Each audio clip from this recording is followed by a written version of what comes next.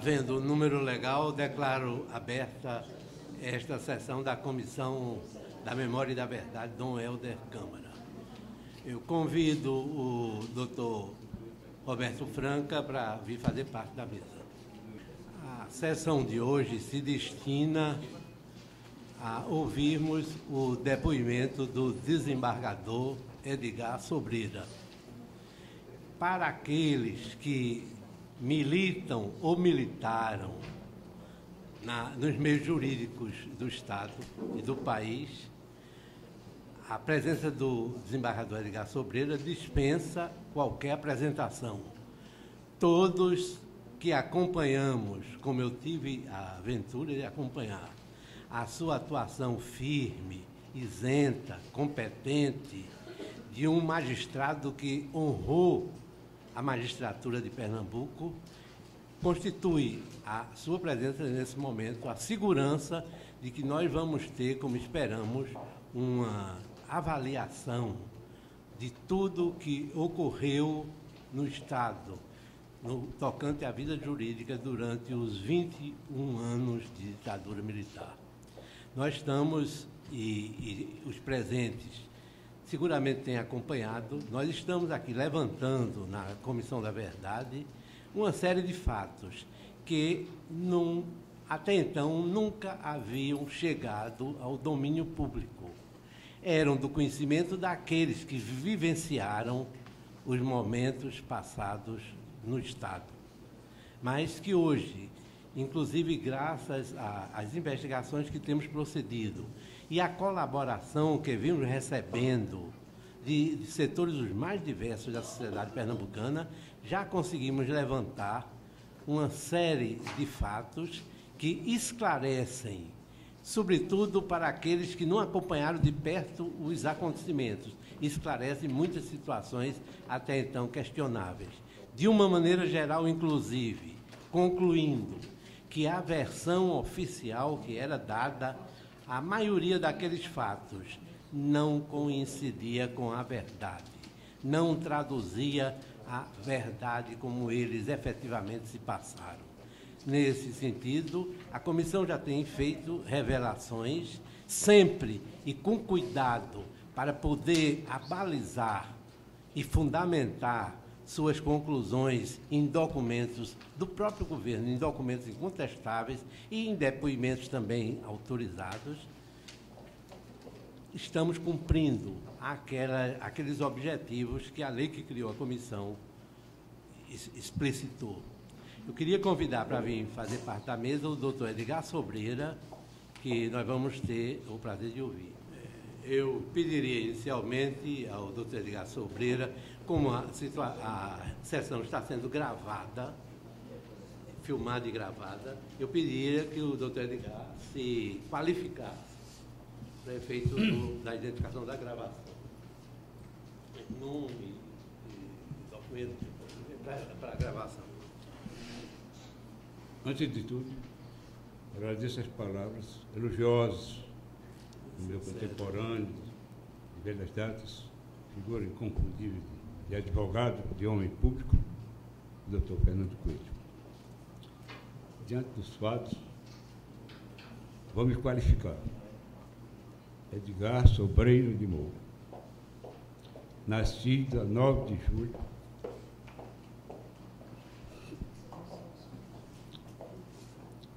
de 1923, na cidade de São José de Belmonte. Tive a minha formatura em Direito em 1953, após os trancos e barrancos do estudante pobre. E graças a algumas figuras que vestiam uma batina que me conduziram ao antigo ginásio Cristo Rei em Pesquisa. Minha identidade é 313-945 SSPR. Celular. Digo. 001-777-174/91. desembargador aposentado, ou seja, magistrado aposentado. Como desembargador, não tenho mais direito de apreciar os embargos infringentes nem de declaração. Estou à disposição da Comissão da Verdade para somente a verdade, dizer o fato como ele foi, parodiando as palavras de uma grande figura de pernambucano, que foi Paulo Cavalcante. Estou às ordens para perguntar ou no que for determinado pela presidência. Eu vou fazer inicialmente algumas perguntas, poucas, e você vai ter o tempo que quiser para expor a sua maneira do que viu e de como acompanhou os acontecimentos. Seria interessante começar esse depoimento esclarecendo em que situação você se encontrava no dia do golpe. Se já era juiz de direito. Esses fatos todos quase eu conheço, porque acompanhei de muito perto a vida de Edgar. Fomos contemporâneos da faculdade, com muita honra para mim, ele de 2 turmas na minha frente, né, e sempre se conduzindo da maneira que honrou, como disse no início, a magistratura pernambucana. Eu perguntaria, na época do golpe, no dia do golpe, se você já era magistrado. Era magistrado, removido da comarca de Panelas para a comarca de Itambé. A 9 de abril de 1964, data da instituição do primeiro ato institucional, graças ao golpe de 1º de abril, recebi em minha casa 2 cidadãos que se diziam militares da polícia. Me faziam um convite para comparecer ao 4º Exército. Não hesitei. Nada devia. Compareci. Saí realmente quase que escoltado, num jipe, ao lado de 2 militares da polícia. Em seguida, me apresentaram perante a Secretaria de Segurança, a antiga Sorbonne. Lá encontrei um cidadão com 3 estrelas de cada lado, 3 estrelas, um coronel, que prefiro não declinar o nome, vestido tipo oficiais do exército hitleriano, bigode vermelho, cabelos cortados. A militar olhou simplesmente para mim e disse: apresenta no DOPS. Fiquei sem saber o que era DOPS. Permita que eu confundi até com DROPS, aquele conflito que existia naquela época. Me apresentaram perante o senhor primeiro-ministro, o delegado auxiliar, de saudosa memória, entre aspas. Mandou sentar-me, fiquei, quando foi por volta de 8 horas da noite para 9, ele me convidou, sentei, disse: não vou fazer interrogatório, escreva o que o senhor quiser. O que eu vou fazer? Fiz meus dados biográficos. Minhas conotações de amizade com militares, paisanos, e sempre primei em fazê-lo na minha profissão de magistrado. Resultado, não me deram mais notícia. Permaneci, por fim, na Sorbonne 18 dias. Eu e muitos colegas de curso superior. Aparecia sempre, de quando em vez, um militar fardado, um capitão, chamando-nos, nos dizendo que a alimentação ia se acabar, porque os comunistas tinham acabado com a Secretaria de Segurança. Cada qual que mandasse buscar comida em casa, e realmente isso aconteceu. Passaram-se os dias. Uma bela noite, por volta das 12h30 para 1h, tocavam a sirene. Todos os presos políticos se reuniram no pátio. Não sei se tem problemas. Não, inteiramente acontece. No pátio, então, não sabíamos para onde ir. Uns diziam, Fernando Noronha. Outros, não sei, é a aldeia. Finalmente, fomos para a casa de detenção do Recife, a hoje, Casa da Cultura. Após 18 dias, na Sorbonne, 18 dias, cerca de 20 presos políticos, como assim éramos chamados. Depois de 18 dias, graças, segundo consta, interferência do então secretário de Segurança da Justiça, Dr. João Ruma, foram designados a abertura, foi designada a abertura de alimentos vindos de fora. 18 dias. A convivência em comum. Após esses dias, fazendo um parênteses, onde a comida parecia até que nem Biafra comesse. Mas era a comida que se apresentava aos presos políticos naquela época.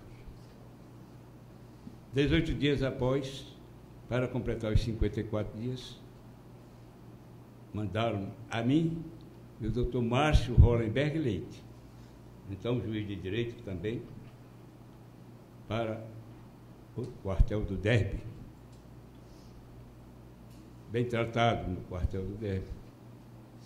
Certos oficiais tinham convivido comigo, sabiam da minha orientação e da minha formação. Me visitavam sempre. Até que um dia chega um alvará de soltura. Esse alvará era assinado pelo então delegado auxiliar Álvaro da Costa Lima. Graças a um decreto de Taurino Rezende, o general, que era o responsável por todos os inquéritos militares da época. Ele baixou um decreto que aqueles que presos não tivessem sido denunciados fossem postos em liberdade. Eu não tinha sido denunciado, nem Márcio Hollenberg.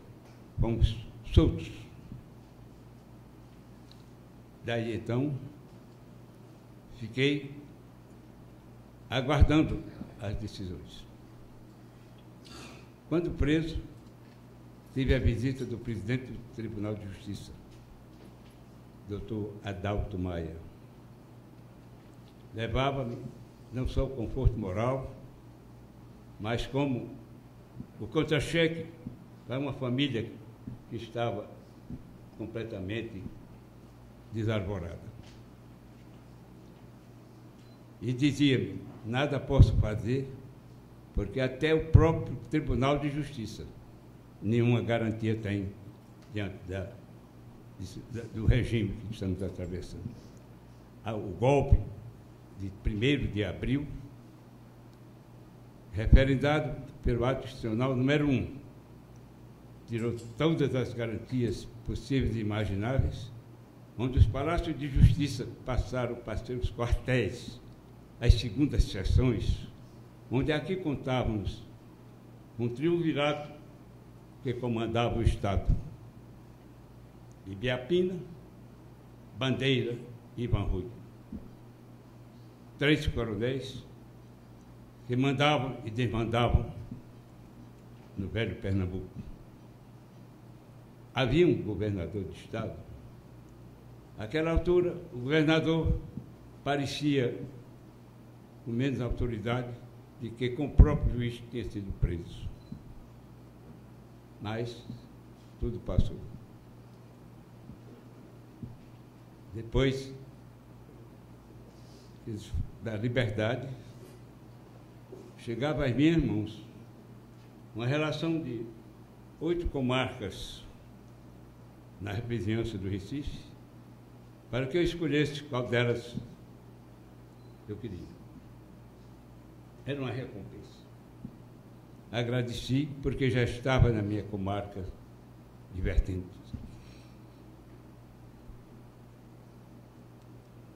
Desculpe a emoção. Lá passei o meu tempo de magistério. Quanto ao motivo da prisão, vamos, outro capítulo. Era o 9 de abril, quando recebi o convite para o quarto exército. De quarto exército não tinha nada. Era apenas o crime da chacina lá no município de Itambé. Ali, senhores de engenho, permitam que eu cite o fato, inclusive o nosso historiador falar melhor, o Galindo. Ali,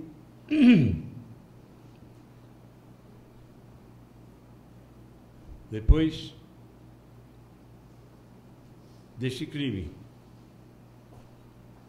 chegava às minhas mãos nos primeiros dias de janeiro, o processo onde era envolvido não só o dono do engenho Oriente, mas seus comparsas proprietários de engenhos também. Diante de um simulacro, onde o Jeremias respingou, como assim eu digo, na justiça, foi assassinado numa trama invulgar. Era ele, como todos nós sabemos, na época, um trotskista, moço de 22 anos, dizem que de um carisma singular, e reivindicava, naquela época, alguns direitos dos trabalhadores da cana. Entre outros engenhos, ele foi ao Oriente,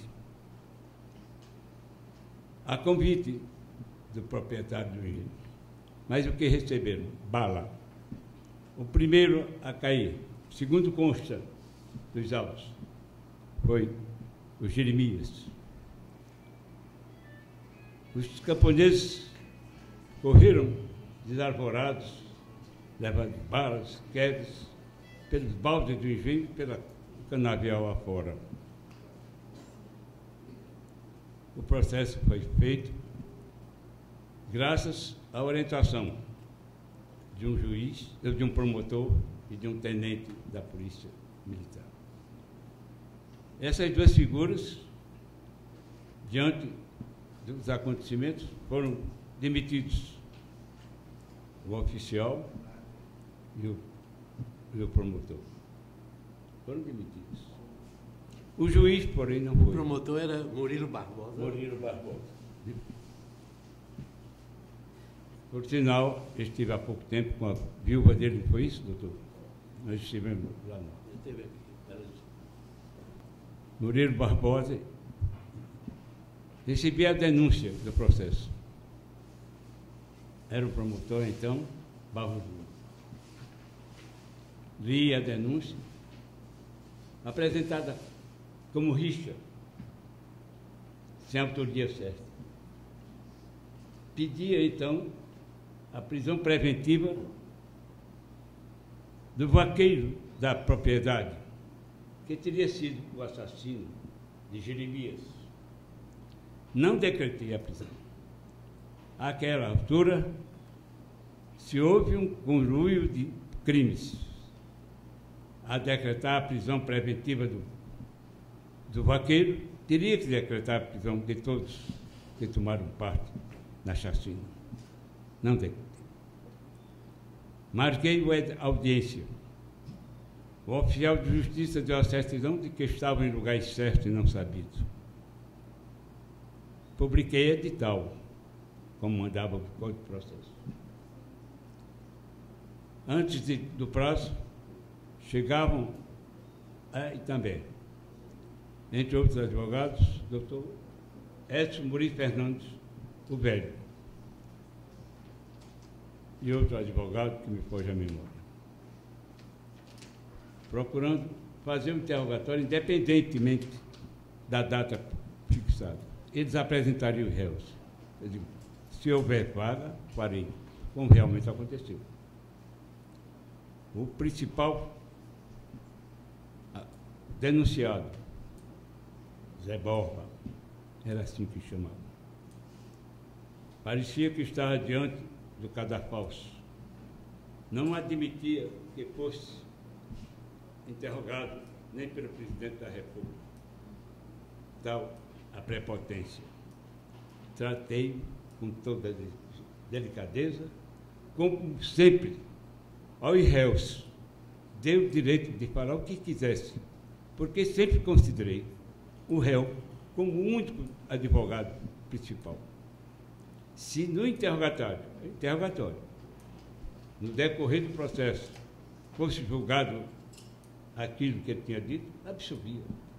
Mas se dissesse ao contrário, ele estava mentindo, era condenado. Com toda a lhaneza de tratamento, o Zé Borba contou toda a história, como quis. Depois mais outro, que não me recordo o nome, que já faz quase 50 anos, e o processo prosseguiu. Quando? Isso foi antes de 9 de abril. 9 de abril me levaram. Passei 54 dias, designaram um juiz, me foge a memória.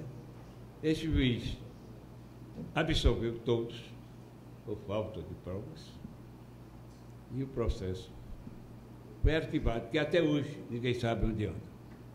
Sei bem que antes de ser julgado, alguns dos réus compareceram ao cartório onde tinha sido distribuído o processo, requerendo os autos para dar o fim.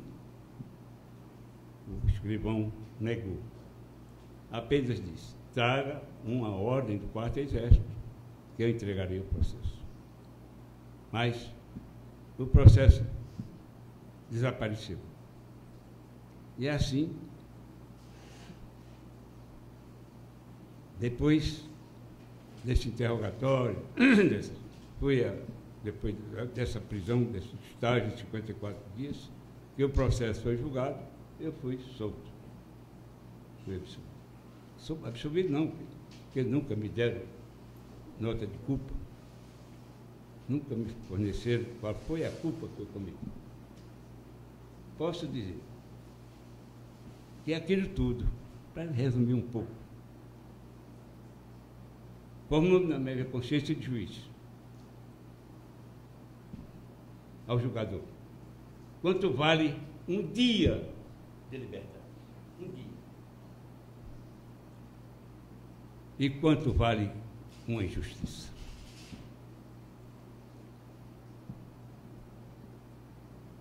Procurei cada vez mais,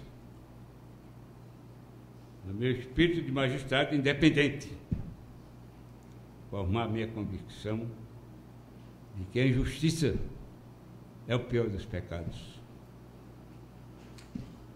Amar ao próximo como a si mesmo. Mas, diante dos fatos, em resumo contados, na minha comarca de Vertentes, depois de alguns anos, removido para a comarca de Recife, quase 20 anos na vara de família, lembraram-se que eu era um juiz bom, segundo diziam, e me deram o título de desembargador. E, pouco tempo depois, me aposentei, atingi a compulsória e voltei ao convívio de todos os meus jurisdicionados. De tudo isso, tem uma página à parte. Não havia advogados naquela época. Lembro bem que logo após o fato, Boris Trindade se ofereceu. Eu agradeci. Drayton Nejaim, de saudosa memória, ex-colega de turma, em uma das visitas me confessava que tinha ido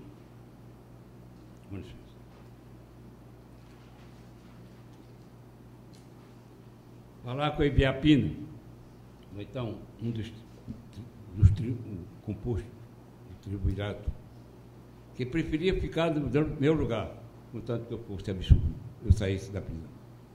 Não era possível. Estes testemunhos não valeram, porque, acima de tudo, havia o interesse do julgamento do processo por outro cidadão que absolvesse a todos. Fazendo ainda um ligeiro retrospecto, acusavam depois, soube, ser comunista, porque Romeu Sobreira de Moura, major, chefe da Casa Militar de Arraiz, era meu irmão, alegavam os senhores de engenho.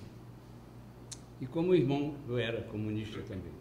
Não podia julgar o processo dos reacionários senhores de engenho. Mas, numa mentira deslavada. O meu jamais foi meu irmão de sangue, mas era um irmão de amizade. Jamais fora comunista. Era um homem que se dedicava politicamente a um ideal. Era amigo do então governador Miguel Arraes.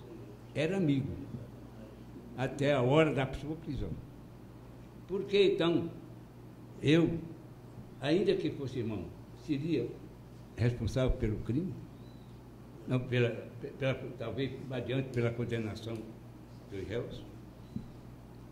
Tudo passou. Mas, voltando à advogada, uma advogada surgiu em todos esses 54 dias. Ela entrava na Secretaria de Segurança, ela e minha irmã, da Ética e Estado.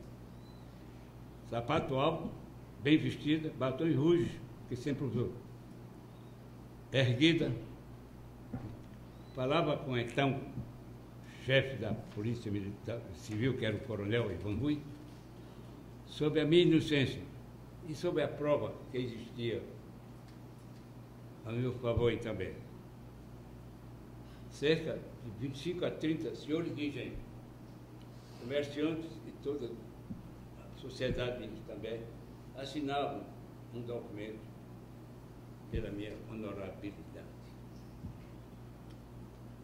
O Ivan Rui guardou essa declaração, mas ela não se conteve. Voltou, conseguiu uma maior do que a primeira. Entre eles, posso citar o dono da usina lá de Itambé, um dos primeiros a assinar, dono de usina. Era juiz subversivo? Não.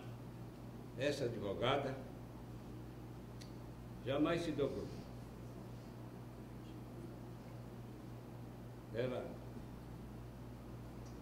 distribuiu a família.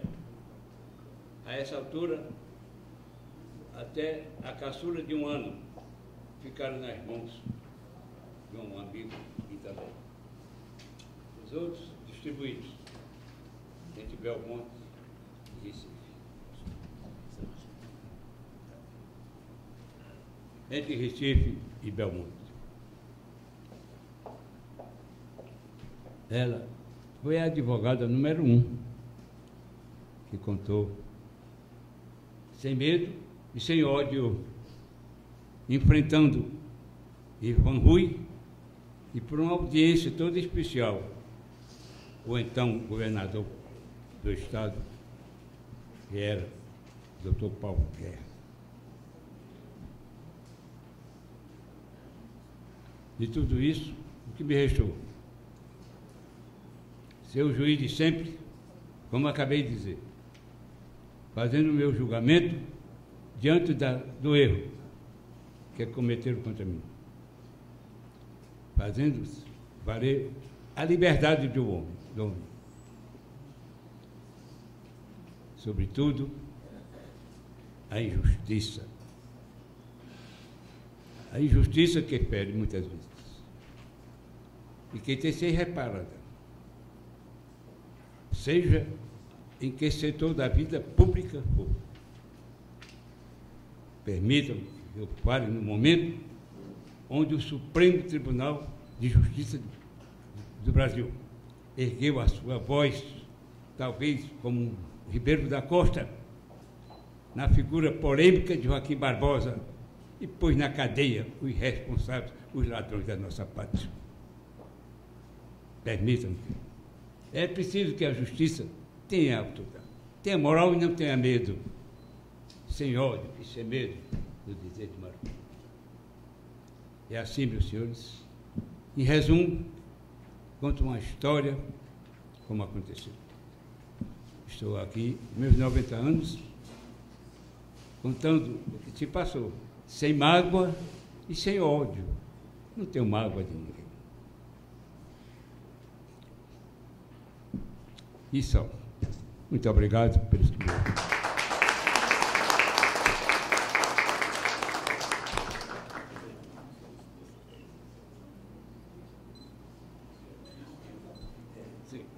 Eu fazendo uma referência ao nome da advogada, a minha filha, Vitorino. Ela se chama Maria das Graças Saldanha Sobreira.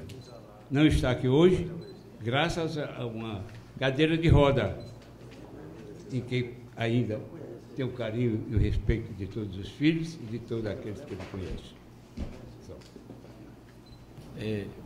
Mais uma vez agradecendo sua presença, seu depoimento. O senhor falou de Sorbonne. O senhor poderia definir melhor o que era a Sorbonne, como é que se constituía esse lugar? Se não me engano, foi Aníbal Fernandes que batizou na época da ditadura de Agamenon. Porque ali todos os professores e gente mais ou menos elevada eram colocados na Secretaria de Segurança. E Aníbal Fernandes, sua ironia, chamou de Sorbonne, a Universidade de Sorbonne, da França. O que acontecia lá? Estava em reservas dos presos políticos, sempre com um agente da polícia a nos vigiar. Um deles, um sertanejo meu conhecido, às vezes me soltava alguma coisa do que acontecia. Certo dia, ele disse, havia um livreiro de nome chamado José Sobreira, já velho, que vendia livros, era marxista, mas não era subversivo. Prenderam esse cidadão, levaram para a secretaria, e então esse agente me contou, doutor, o Sobreira está numa das celas do Brasil Novo, segundo consta, quase morto. Mandaram chamar a ambulância no pronto-socorro para levá-lo.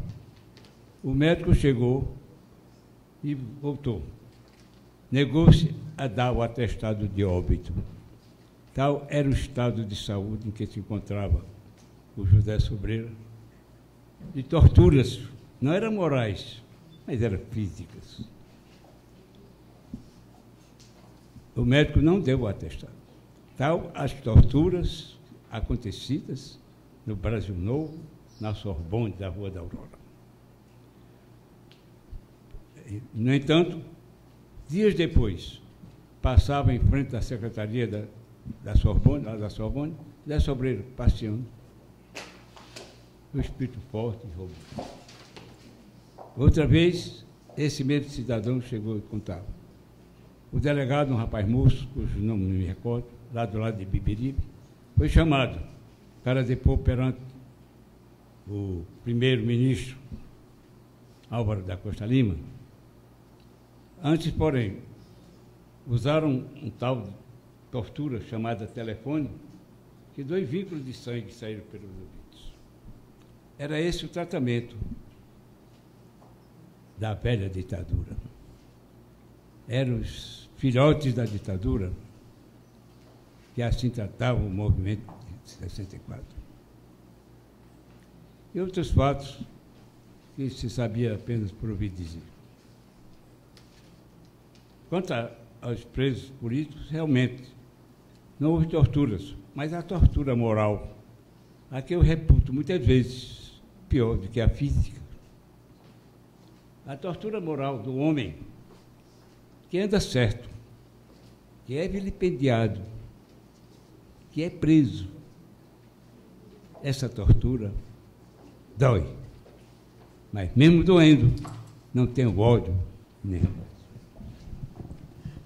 É sabido que uma das mudanças que o primeiro governo de Miguel Arraes introduziu na vida do Estado foi o deslocamento de questões trabalhistas que eram resolvidas no terraço da Casa Grande para a Justiça e para a Polícia, quando a matéria era da competência da Polícia. Você liga o fato de sua prisão sem processo, pelo que todos ouvimos, sem nota de culpa, sem uma acusação explícita, você liga essa prisão, essa violência, a essa situação que ocorreu, sobretudo na zona da Mata, e que provavelmente estaria na raiz tanto do episódio da usina Estreliana, como no episódio do Oriente, e como outros que ocorreram naquela época, sobretudo na zona da Mata. Você liga sua prisão à sua, vamos dizer, atuação como juiz, como magistrado, inclusive decidindo questões dessa natureza na comarca que você então ocupava? 2 fatos. Um é que dizem que eu era irmão de um comunista. Logo, seria contra os senhores de engenho. Mas outra, sabiam que o juiz designado, aí também, permitam que, pelo seu passado, talvez não agradasse a gregos e troianos. Sempre o cumprimento da lei doeste em quem doeste seria a lei aplicada. Logo, 2 fatos poderiam ter influído nessa ditadura. Não interessava, àquela altura, um julgador que não fosse militar, que fosse da esfera militar. E então, era preciso que se retirasse essa figura de juiz, que posso dizer que em 40 anos de magistrado, jamais me dobrei a quem quer que seja, e assim eles sabiam. Era um dos motivos também que Edgar não podia ser o juiz também. No seu depoimento, você referiu também a existência de outro magistrado, outro juiz, preso na mesma oportunidade. Você tem conhecimento da causa invocada para a prisão desse magistrado? 2 versões. Uma, porque dizem que ele fazia casamentos nas estações de trem, quando vinha para Recife. Celebrava os casamentos. Porém, lá atrás, há alguns anos passados, Márcio Hollenberg Leite tinha sido estudante na Universidade do Rio de Janeiro e talvez um dos fundadores da UNE. eram tidos como revolucionários e comunistas, o seu passado deve ter influído nessa senda de crimes e ele foi preso, não sei o destino, se foi morto, para onde foi. Você referiu também a prisão do promotor público à época, Murilo Barbosa. Você tem notícia ou tem informação sobre a causa da prisão desse promotor público? Não somente porque acompanhou o processo, o inquérito policial instaurado na comarca de Itambé para a apuração do crime, da chacina do Engenho Oriente. Não somente o promotor acompanhou o processo, porque a presidência do processo é do militar, do policial militar. E ele acompanhou, mas foi bastante para ser demitido, ele e o oficial. Era um processo administrativo. Administrativo, somente.